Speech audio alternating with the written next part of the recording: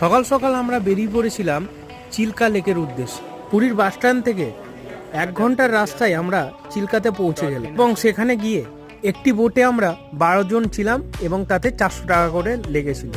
চিল্কা আসার মূল উদ্দেশ্যই হলো ডলফিন দেখা। বোট আমাদের ছেড়ে দিল এবং গাইড দাদা জানিয়ে দিল পরবর্তী 4 ঘন্টা আমাদের এই বোটেই কাটাতে হবে। চিল্কা লেকে এসে দেখি বিভিন্ন পরিযায়ী পাখি এখানে বিচরণ করছে। সত্যি কথা বলতে বোটে করে ঘুরতে ভালোই লাগছিল। কিছু দূর গিয়ে বোট আমাদের দাঁড় করায় লাল কাঁকড়া দেখানোর উদ্দেশ্যে। গাইড দাদা বলল এই কাঁকড়া অত্যন্ত বিষাক্ত এবং এর দিয়ে ক্যান্সারের ওষুধ বানানো হয়। এরপরেই একজন এসে ঝিনুক থেকে মুক্তো বার করে আমাদের দেখালো। প্রায় 3.5 ঘন্টা বোট রাইডের পর আমাদের ডলফিন দর্শন মিলল, কিন্তু সেটিকে ক্যামেরাবন্দি করতে পারলাম না।